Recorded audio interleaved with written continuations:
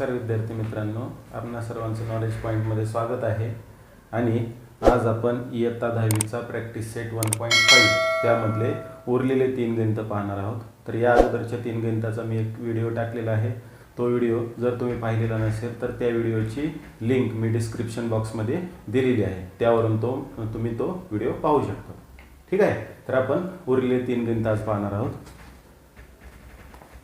तर मग चौथ्या गणितामध्ये तुम्हाला काय दिलेले आहे बघा. The denominator of A fraction is 4 more than twice its numerator. The denominator of A fraction is 4 more than twice its numerator. एका फ्रॅक्शनचा डिनॉमिनेटर हा कसा आहे म्हणून सांगितलंय, तर 4 more than twice its numerator. त्या फ्रॅक्शनचा जो न्यूमरेटर आहे त्याच्या दुप्पटीपेक्षा 4 ने जास्त आहे असं सांगितलंय. ठीक आहे. त्यानंतर काय सांगितलंय की denominator becomes 12 times the numerator if both the numerator and denominator are reduced by 6. आणि काय सांगितलंय की जर if both numerator and denominator are reduced by 6, जर दोन्ही न्यूमरेटर आणि डिनॉमिनेटर हे रिड्यूस म्हणजे 6 ने कमी केले, म्हणजे दोघांमधून 6 वजा केले, तर काय होईल म्हणून सांगितलंय की डिनॉमिनेटर बिकम्स 12 टाइम्स. तर डिनॉमिनेटर म्हणजे त्याचा छेद हा न्यूमरेटरच्या काय होतंय 12 टाइम्स म्हणजे 12 पटीने वाढतंय त्यावेळेला, ज्यावेळेला दोघांमधूनही 6 आपण वजा करतो त्यावेळेला. ठीक आहे. मग याच्यामध्ये आपल्याला 2 कंडिशन दिले आहेत. त्या 2 कंडिशन नुसार आपल्याला 2 इक्वेशन भेटतील आणि ते 2 इक्वेशन सॉल्व्ह केले की आपल्याला त्याचं उत्तर भेटून जाईल. ठीक आहे. तर मग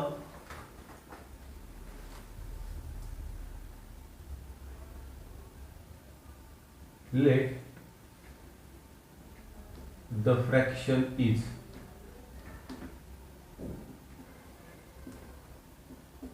x by y.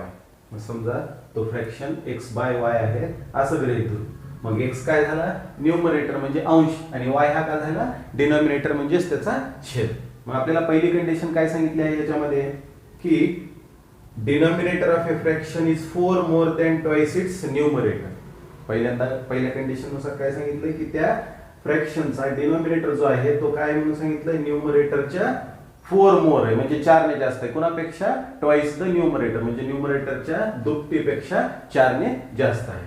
मग काय होईल फ्रॉम फर्स्ट कंडिशन,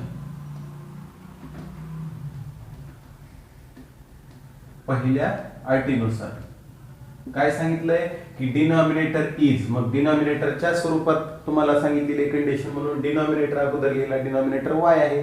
इज काय म्हणून सांगितलंय 4 मोर. 4 मोर म्हणजे काय 4 ने जास्त आहे म्हणजेच प्लस काय 4.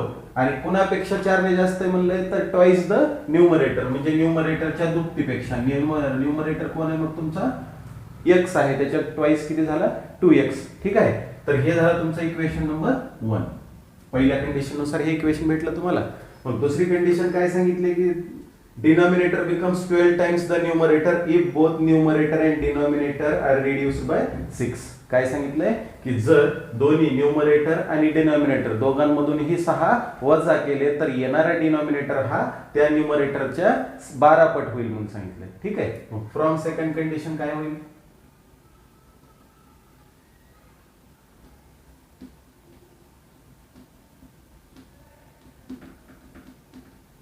दुसऱ्या अटीनुसार काय सांगितलंय की डिनॉमिनेटर त्याच्यामधूनही 6 वजा केलेले असतील आणि न्यूमरेटर त्याच्यामधूनही 6 वजा केलेले असतील तर त्यावेळेला येणारा हा डिनॉमिनेटर हा काय होईल म्हणून सांगितलंय 12 टाइम्स म्हणजे 12 पटीनं वाढेल. ठीक आहे. मग याचं कॅल्क्युलेशन करा. मग y - 6 इज इक्वल टू 12 ने कंसाला गुणून घ्या.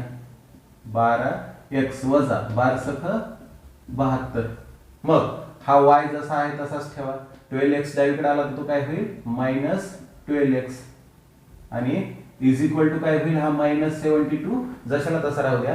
हा -6 उजवीकडे गेल्यास काय होईल +6. ठीक आहे. मग काय होईल या -12x लाच इकडे लिहायचंय फक्त. x आपण कधी अगोदर आणि y नंतर लिहितो त्यामुळे -12x जशाला तसा हा +y जशाल तसा बरोबर -72 अधिक 6. दोन संख्येचे चिन्ह वेगळे असताना आपण काय करतो वजाबाकी.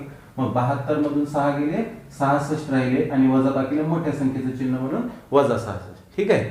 मग यातही आपण काय करतो की x ला जनरली निगेटिव्ह साइन ठेवत नाही. मग x चं निगेटिव्ह साइन काढण्यासाठी आपल्याला काय करावं लागेल तर प्रत्येक टर्मचं साइन चेंज करावं लागेल. ठीक आहे. मग काय होईल -12x चा काय होईल +12x प्लस y चा होईल -y आणि -66 चा होईल +66. हे झाले इक्वेशन नंबर 2. मग हे इक्वेशन, हे दोन्ही इक्वेशन आपण सॉल्व्ह जर केले तर त्याच्यावरून आपल्याला x आणि y च्या किमती भेटतील. मग हे दोन इक्वेशन तुम्ही इलिमिनेशन मेथडने हे सोडवू शकता, पण इलिमिनेशन मेथड पेक्षा तुम्हाला सबस्टिट्यूशन मेथड ही सोपी वाटेल इथलं. ठीक आहे. मग याच्यात सबस्टिट्यूशन मेथड म्हणजे काय करावं लागेल आपल्याला की ही y ची जी किंमत आहे इक्वेशन 1 मधली ती इक्वेशन 2 मध्ये ठेवा. ठीक आहे. Put y is equal to, काय आहे y is equal to 2x plus 4 in equation 2. Equation 2 मध्ये ठेवा. मग इक्वेशन 2 जसं आहे तसेच लिहा अगोदर. 12x minus y is equal to 66. त्याच्यामध्ये काय करायचं आहे तुम्हाला 12x जशाला तसा ठेवायचा आहे, मायनस y ची किंमत काय ठेवायची तुम्हाला तर 2x प्लस 4. मग 2x plus 4 is equal to 66. मग हा 12x जशाला तसा या वजाने कंसाला गुणून घ्या. मग वजाने कंसाला गुणलं तर काय होतंय, कंसातील प्रत्येक पदाचं चिन्ह बदलतंय. मग हा अधिक 2x आहे तो काय झाला वजा 2x आणि अधिक 4 आहे तो काय झाला वजा 4 बरोबर 66.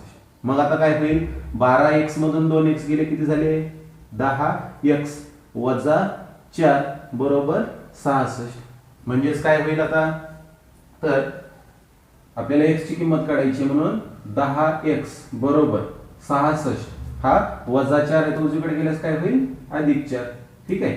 आणि म्हणून 10x बरोबर काय होईल 66 अधिक 4 बरोबर 70 आणि म्हणून x बरोबर काय होईल 70 आणि गुणाकारातला 10 इकडे गेल्यास काय होईल भागाकारात 10 1 10 10 7 70 म्हणजे x ची किंमत काय झाली 7. मग ही x ची आलेली किंमत तुम्ही इक्वेशन 1 मध्ये जर ठेवली तर तुम्हाला y ची किंमत भेटून जाईल. ठीक आहे. मग काय म्हणता येईल तुम्हाला put x equal to 7 in equation 1. काय आहे तुमचं equation y is equal to 2x plus 4 आणि म्हणून y बरोबर 2 गुणिले x ची किंमत किती आली तुमची 7 अधिक 4 म्हणून y बरोबर 2 7 14 अधिक 4 आणि म्हणून y बरोबर काय होईल 14 अधिक 4 18.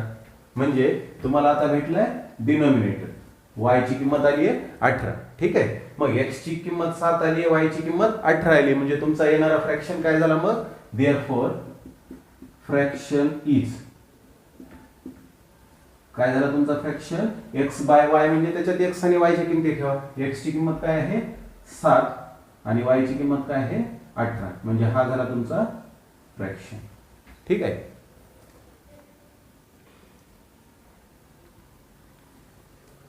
तर त्यानंतरच्या गणितामध्ये काय सांगितलंय बघा तुम्हाला 2 types of boxes A, B are to be placed in a truck having capacity of 10 tons. तर काय एका ट्रकची कॅपॅसिटी दिलेली आहे 10 टनची आणि त्याच्यामध्ये A आणि B असे दोन वेगवेगळ्या प्रकारचे बॉक्सेस ठेवलेत आणि when 150 boxes of type A and 100 boxes of type B are loaded in the truck it weighs 10 tons.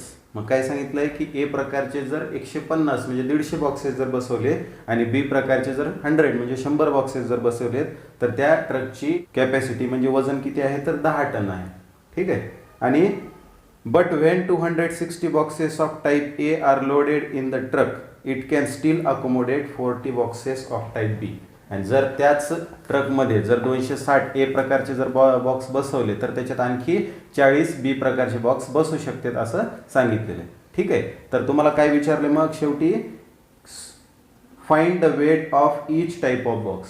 तर प्रत्येक प्रकारच्या बॉक्सचं तुम्हाला वेट म्हणजे वजन काढायचं. ठीक आहे. मग आपल्याला काय गृहीत धरावं लागेल की एका प्रकारच्या बॉक्सचं वजन x आहे दुसऱ्या प्रकारच्या बॉक्सचं वजन y आहे. ठीक आहे. मग आपण काय गृहीत धरू शकतो let weight of box A is x ton मध्ये गृहीत धरावं लागेल आपल्याला x ton and that of box B is y ton. ठीक आहे. मग काय सांगितले पहिल्या कंडिशन नुसार की जर ए प्रकारचे जर 150 बॉक्स आणि बी प्रकारचे जर 100 बॉक्स जर ट्रकमध्ये बसवले तर ट्रकचं वजन एकूण किती होतंय 10 टन. ठीक आहे. मग पहिल्या कंडिशन नुसार आपण इक्वेशन काय लिहू शकतो मग फ्रॉम फर्स्ट कंडिशन पहिल्या अटीनुसार. मग पहिल्या अटीनुसार काय सांगितलंय की 150 ए प्रकारचे बॉक्स 150 ए प्रकारचे बॉक्स म्हणजे काय 150 बॉक्स आणि एका बॉक्सचं वजन किती आहे x टन म्हणून 150 बॉक्सचं एकूण वजन किती होईल 150x अधिक 100 बी प्रकारचे बॉक्स आहेत आणि एका बॉक्सचं वजन किती आहे y म्हणून त्यांचं एकूण वजन काय किती होईल 100y बरोबर त्याचं वजन किती होते म्हणून सांगितलंय की 10 टन. ठीक आहे. मग ह्या इक्वेशनला आपण सिम्प्लिफाय करू शकतो म्हणजे 10 ने डिवाइड करू शकतो. मग 10 ने डिवाइड केलं तर काय होईल डिवाइडिंग बाय 10. मग 10 ने डिवाइड केल्यास काय होतंय तर फक्त प्रत्येक टर्म मधला 0 कॅन्सल होईल. मग काय होईल उत्तर 15x plus 10y is equal to 1. प्रत्येकातला 0 कॅन्सल झाला. हे झालं तुमचं इक्वेशन नंबर 1. त्याच पद्धतीने दुसरी कंडिशन काय सांगितली की जर 260 ए प्रकारचे बॉक्स जर आपण त्या ट्रक मध्ये ठेवले तर आणखी बी प्रकारचे 40 बॉक्स बसू शकतात असं सांगितलेलं आहे. म्हणून फ्रॉम सेकंड कंडिशन काय होईल इक्वेशन फ्रॉम सेकंड कंडिशन दुसऱ्या अटीनुसार काय होईल की 260 ए प्रकारचे बॉक्स म्हणजे 260x झालं आणि 40 बी प्रकारचे बॉक्स म्हणजे 40y आणि यांचं एकूण वजन परत किती आहे 10 टनच होईल असं सांगितलंय. मग परत इथेही काय करावं लागेल आपल्याला सिम्प्लिफाय करण्यासाठी 10 ने डिवाइड करावं लागेल 10 ने भागावं लागेल. म्हणून डिवाइडिंग बाय कशाने डिवाइड करायचंय डिवाइडिंग बाय 10 आणि 10 ने डिवाइड केल्यामुळे काय होईल इथं देखील प्रत्येक टर्म मधला 0 कॅन्सल होईल म्हणून काय येईल उत्तर 26x अधिक 4y बरोबर 1. हे झाले इक्वेशन नंबर 2. मग हे दोन इक्वेशन जर तुम्ही सॉल्व्ह केले या दोन इक्वेशनला जर तुम्ही सॉल्व्ह केलं तर काय होईल x आणि y च्या किमती तुम्हाला भेटून जातील. मग या दोन इक्वेशनला सॉल्व्ह करण्यासाठी तुम्हाला काय करावं लागेल कुठल्या तरी एका व्हेरिएबलचे कोएफिशिएंट सारखे करून घ्यावे लागतील. ठीक आहे. मग तुम्ही काय करू शकतात y चे सहगुणक सारखे करू शकतात. कसे तर 10 ला जर 2 ने गुणलं तर 20 होईल आणि 4 ला जर 5 ने गुणलं तर 20 होईल. अशा पद्धतीने y चे तुम्ही कोएफिशिएंट सारखे करून घेऊ शकतात.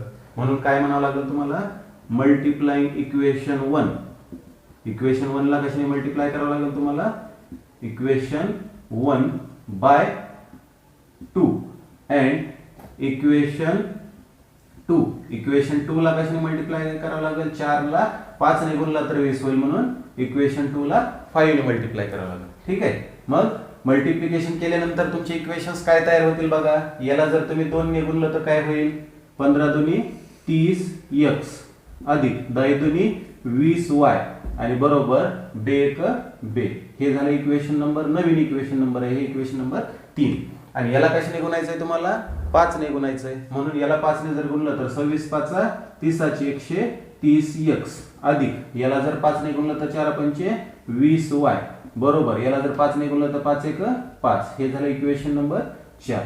मग आता इथं काय झालंय इक्वेशन 3 आणि 4 मध्ये y चे कोएफिशिएंट सारखे आहेत आणि y चे कोएफिशिएंट पण सारखे आहेत आणि त्यांचे चिन्ह पण सारखे आहेत. अशा कंडिशन मध्ये आपल्याला काय करावं लागतं त्यांची वजाबाकी करावी लागते आणि वजाबाकी करताना काय करावं लागतं मग थोडीशी जागा ठेवावी लागते. ठीक आहे. मग आता इथं काय करायचं आपल्याला टेकिंग सबट्रॅक्शन वजाबाकी करायची.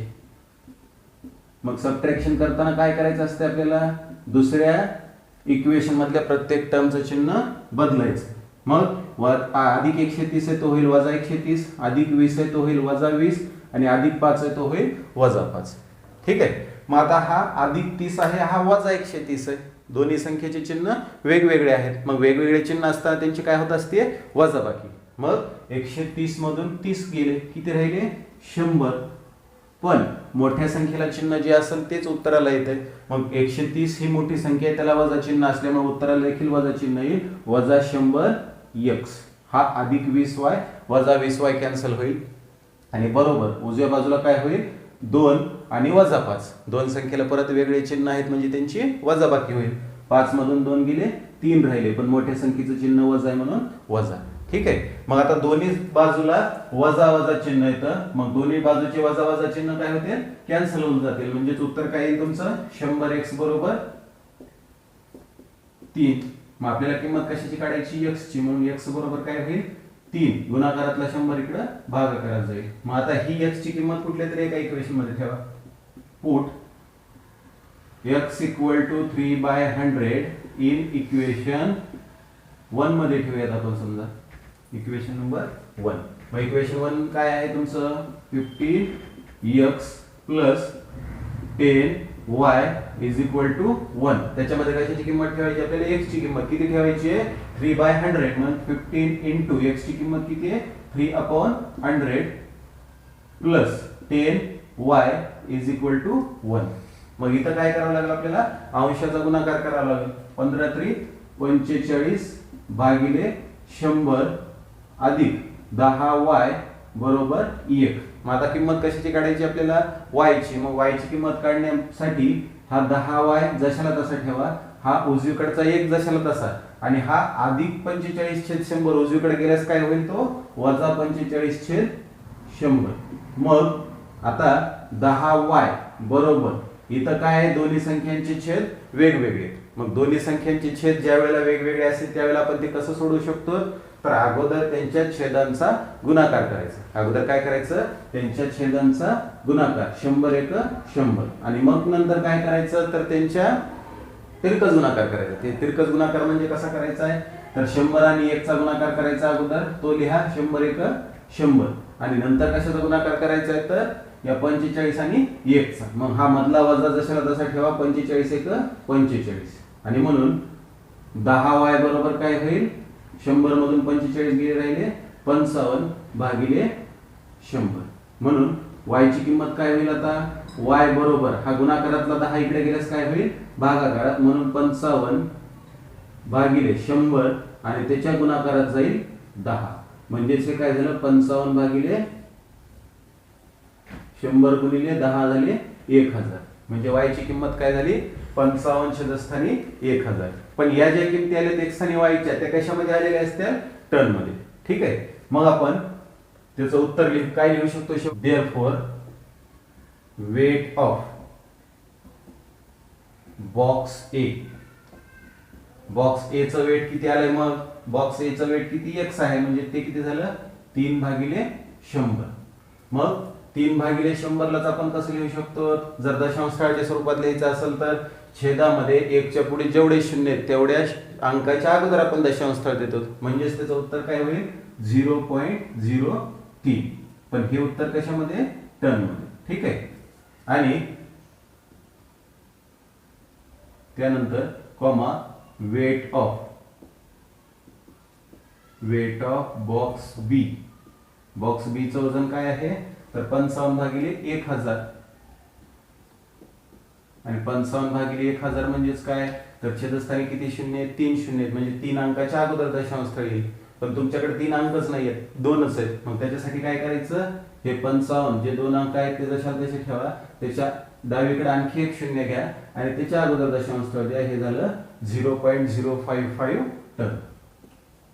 ठीक आहे. म्हणून weight of box A is equal to 0.03 ton and weight of box B is equal to 0.055 ton. मग याला जर तुम्ही किलोग्रॅम मध्ये जर कन्वर्ट करायचं असेल, या वजनाला जर किलोग्रॅम मध्ये कन्वर्ट करायचं असेल तरी करू शकतात. कसं?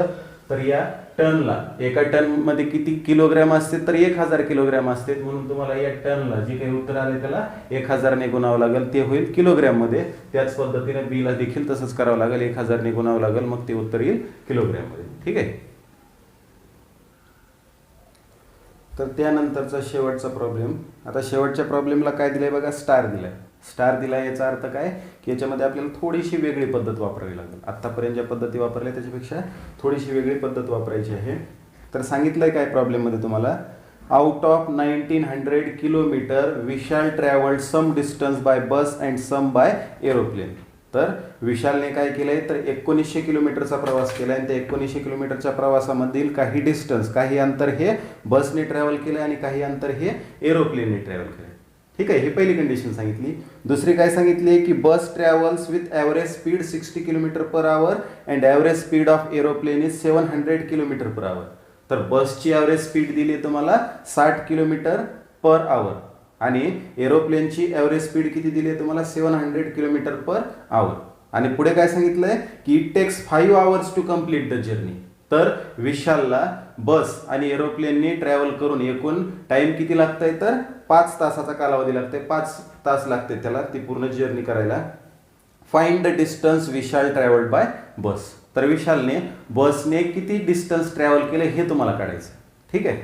मग सुरुवातीला काय सांगितलं की 1900 किलोमीटरचा डिस्टन्स त्याने ट्रॅव्हल केलंय. त्याच्यापैकी काही बसने आणि काही एरोप्लेनने ट्रॅव्हल केलंय. तर गृहीत धरूत आपण बसने x किलोमीटर आणि एरोप्लेनने y किलोमीटर ट्रॅव्हल केलंय. मग late distance travelled by bus, distance travelled by बस, बसने ट्रॅव्हल केलेले डिस्टन्स समजा x किलोमीटर आहे. and distance traveled by aeroplane, distance traveled by aeroplane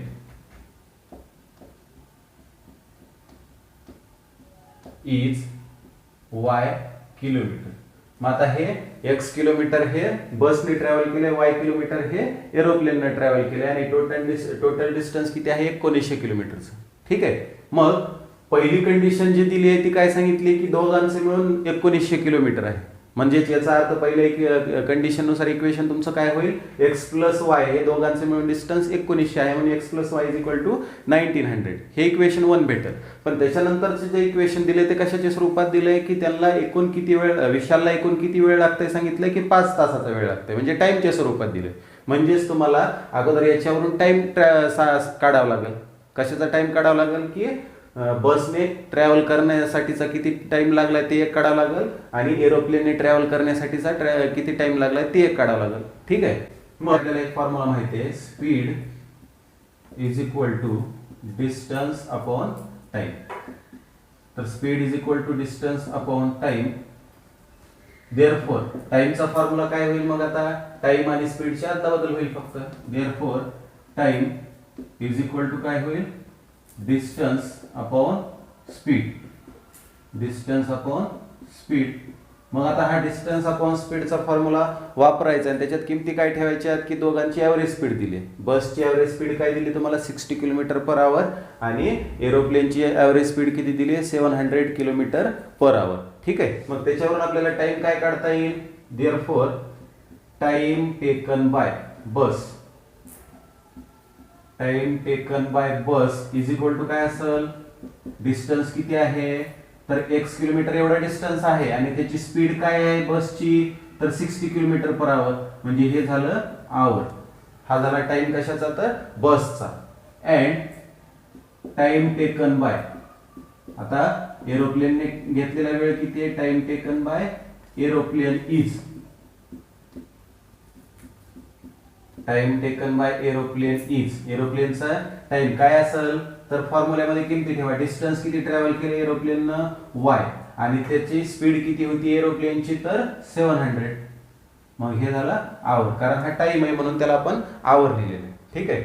मग देअरफॉर फ्रॉम फर्स्ट कंडिशन म्हणजे पहिल्या अटीनुसार काय सांगितलेलं आहे आपल्याला की दोघांचं म्हणजेच बस आणि एरोप्लेनने ट्रॅव्हल केलेले एकूण डिस्टन्स किती 1900 किलोमीटर आहे. म्हणजेच इक्वेशन काय होईल मग x plus y is equal to 1900. हे इक्वेशन नंबर 1. आणि दुसरे इक्वेशन काय होईल तर दुसरे इक्वेशन कशाच्या स्वरूपात दिले वेळेच्या स्वरूपात. हा आहे बसने ट्रॅव्हल केलेला टाइम किती लागलाय तो आणि हा आहे एरोप्लेनने ट्रॅव्हल करण्यासाठीचा किती टाइम लागलाय तो आहे. मग या दोघांचा मिळून टाइम किती सांगितलाय 5 तासाचा. याचाच अर्थ या दोघांची बेरीज 5 आहे. ठीक आहे. देअरफॉर फ्रॉम सेकंड कंडिशन दुसऱ्या अटीनुसार, फ्रॉम सेकंड कंडिशन दुसरं इक्वेशन काय होईल x अपॉन 60 प्लस y upon 700 is equal to दोघांचा कालावधी किती आहे 5 आहे. ठीक आहे. मग इथं काय करावं लागलं आपल्याला आता तर हे सिंपल इक्वेशन आहे. पहिलं इक्वेशन जे आहे ते सिंपल आहे पण दुसरं इक्वेशन जे आहे ते सिंपल नाहीये. त्या दोघांचे छेद आहेत. मग अगोदर काय करावं लागेल आपल्याला की ते दोघांचे छेद काढून टाकावे लागतील. मग हे छेद काढून टाकण्यासाठी काय करावं लागेल जर हे दोन्ही छेद जर सारखे असते तर आपल्याला काय करावं लागलं असतं जो छेद आहे त्यांनी मल्टिप्लाय करावं लागलं असतं. पण इथं दोघांचे छेद कसे आहेत वेगवेगळे आहेत. मग ज्या वेळेला दोघांचे छेद वेगवेगळे असते त्यावेळेला आपल्याला काय करावं लागतंय, त्या दोन्ही छेदांचा अगोदर एलसीएम म्हणजे लसावी काढून घ्यावं लागतंय. मग लसावी काढण्यासाठीची तुम्हाला पद्धत सांगतो की तुम्हाला लसावी कशाचा काढायचा आहे, 60 आणि 700चा. मग 60 आणि 700चा लसावी काढण्यासाठी अगोदर 60 आणि 700 अशा पद्धतीने लिहून घ्या. आणि मग आता काय करायचंय तुम्हाला, तर अशी संख्या निवडायची दोघांना भागण्यासाठी की ज्या संख्येनं दोन्ही संख्यांना भाग जाईल. म्हणजे उदाहरणार्थ 60 आणि 700 त्याला कशाने भाग जाऊ शकतंय, तर 10ने. मग 10ने दोघांनाही भाग जाऊ शकते. म्हणजेच काय, 10 सक 60, 10 सती 70 आणि हा शून्याला 0. आता परत अशी संख्या निवडायची ज्याने त्या दोन्ही संख्यांना भाग जाऊ शकते. आता आणखी कोणती संख्या जाऊ शकते, 2 ने भाग जाऊ शकते. मग 2 ने भाग दिला तर काय भाग जाऊ शकते, 2×6. परत इथं 2×6 1 उरला 10 झाले, 2×5 10. आणि मग आता 3 आणि 35 परत काय करायचं, 3 आणि 35 ला कोणत्या संख्येने भाग जाऊ शकते, दोन्ही संख्यांना कुठल्या एका कॉमन नंबरने भाग जाऊ शकते ती संख्या निवडायची. ठीक आहे. मग आता असं 3 ला आणि 35 ला भाग जाणारी कोणची कॉमन संख्या असू शकते का, नाही. मग असं ज्या वेळेला येते, जर दोघांनाही भाग जाणारी एखादी कॉमन संख्या असेल तर परत हीच पद्धत वापरायची खाली. पण इथं 3 आणि 35 ला कुठल्याच कॉमन नंबरने भाग जात नाही. त्याच्यामुळे काय करायचं, त्या दोन संख्या आता जशा आहेत तशाच ठेवायच्या. मग आता काय करायचं की डावीकडच्या या दोन संख्या आणि ह्या उरलेल्या दोन संख्या या सगळ्यांचा काय करायचं, मल्टिप्लिकेशन म्हणजे गुणाकार करायचं. तेच असेल तुमचा एलसीएम. मग काय होईल की 10 गुणिले 2 गुणिले 3 गुणिले 35. मग बघा काय होईल, 10 दुनी 20, 20 त्रिक 60 आणि 60 गुणिले 35. तर 35 आणि 60 चा गुणाकार करायचा. मग 35 आणि 60 चा गुणाकार काय होते, 35 0 0 आणि 35 सक 210. मग 35 सक 210 म्हणजे एलसीएम किंवा लसावी किती झाला, 2100. मग आता काय करायचंय तुम्हाला की या इक्वेशनला तुम्हाला 2100 न मल्टिप्लाय करायचं, गुणायचं. ठीक आहे. मग काय म्हणायचं, मल्टिप्लाइंग बाय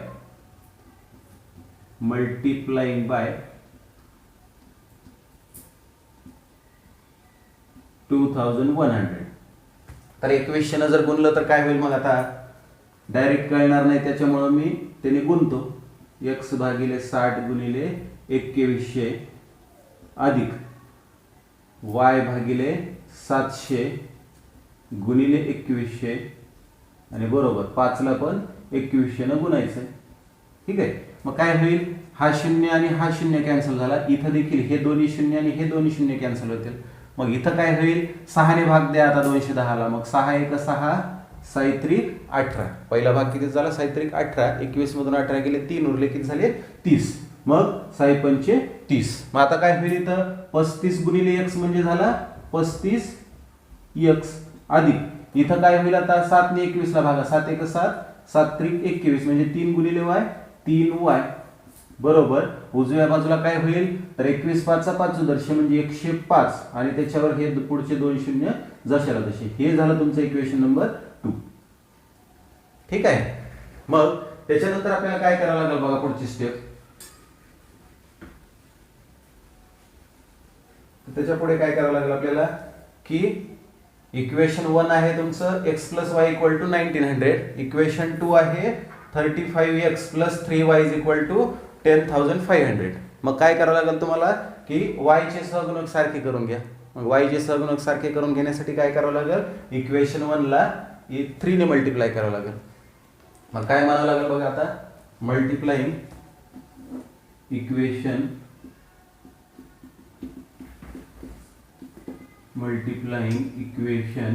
1 बाय 3.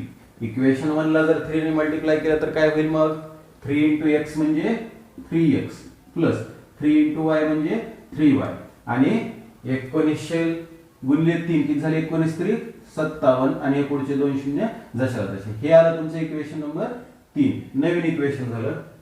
मग आता इक्वेशन 1 आणि इक्वेशन 3 मधले y चे सहगुणक सारखे आहेत आणि सहगुणक पण सारखे आहेत आणि चिन्ह पण 2 आणि 3 मधील 2 आणि 3 मधील y चे सहगुणक सारखे आहेत आणि चिन्ह पण सारखे आहेत. मग सहगुणक आणि चिन्ह दोन्ही सारखे असतील तर त्यावेळेला आपल्याला काय करावं लागते, दोघांची सबट्रॅक्शन म्हणजे वजाबाकी करावी लागते. मग इक्वेशन 2 काय आहे तुमचं, 35x अधिक 3y बरोबर 10500. मग हे आहे इक्वेशन नंबर 2. मग तुम्हाला इथं काय करायचं, सबट्रॅक्शन करायचं. इथं तुम्ही लिहू शकता टेकिंग सबट्रॅक्शन. मग सबट्रॅक्शन किंवा वजाबाकी करताना काय करायचं आपल्याला, तर थोडीशी जागा ठेवायची का, कारण आपल्याला चिन्ह बदलायचे म्हणून. मग वजाबाकी करायची म्हणून इथं वजा लिहिलं. मग अधिक 35 आहे ते झाले वजा 35x, परत अधिक 3y तो होईल वजा 3y, आणि त्यानंतर अधिक 10,500 ते झाले वजा 10,500. ठीक आहे. मग इथून पुढे काय होईल आता, तर हा अधिक 3y वजा 3y कॅन्सल होईल. इथं अधिक 3 आणि वजा 35 आहे, दोन्ही संख्येचे वेगळे चिन्ह म्हणजे काय, वजाबाकी. ठीक आहे. मग 35 मधून 3 गेले किती राहिले 32x, पण 32 ला चिन्ह काय असेल मोठ्या संख्येचं म्हणजे वजा 32x. बरोबर. उजवीकडे काय होईल, तर परत उजवीकडे देखील वेगवेगळे चिन्ह आहेत दोन्ही संख्येला, म्हणजेच वजाबाकी होईल. तर 10,500 मधून 5,700 जर काढले तर किती होतील, तर 10,000 मधून 5,700 काढले तर 4300 होतील, आणि 4300 अधिक 500 किती झाले 4800. ठीक आहे. मग उजवीकडे देखील काय होईल, येणाऱ्या उत्तराला वजा चिन्ह येईल का, कारण मोठ्या संख्येचं चिन्ह वजा आहे. ठीक आहे. मग आता दोन्ही बाजूला सारखे चिन्ह आहेत, वजा वजा चिन्ह आहेत, तर ते काय होतील, कॅन्सल होऊन जातील. म्हणजेच उत्तर काय येईल तुमचं 32x बरोबर 4800. म्हणजेच x ची किंमत काढण्यासाठी काय करावं लागेल तुम्हाला, 4800 गुणाकारातला 32 इकडं भागाकारात गेला. मग भाग कशाने द्या, 16 दुनी 32, 16 त्रिक 48, आणि हे 2 शून्य जशाल तसे. आता दोन्ही भाग द्या, बे एक बे 3 मधून 2 गेले, 1 उरला 10 झाले, बे 5 10, आणि शून्याला 0, म्हणजे x ची किंमत काय झाली 150. मग ही x ची किंमत 150, x ची किंमत 150. मग तुम्हाला काय विचारला होता प्रश्न, की डिस्टन्स ट्रॅव्हल्ड बाय बस काढायची होती तुम्हाला. मग डिस्टन्स ट्रॅव्हल्ड बाय बस म्हणजेच काय, x हेच डिस्टन्स बसने ट्रॅव्हल केलेलं आहे. बरोबर आहे. म्हणजे तुम्हाला इथं y ची किंमत काढण्याची गरज नाही. म्हणजेच तुम्हाला मग शेवटी उत्तर काय लिहावं लागेल, distance travelled by bus is 150 kilometre. ठीक आहे. लक्षात आलं मग तुम्हाला हे गणित.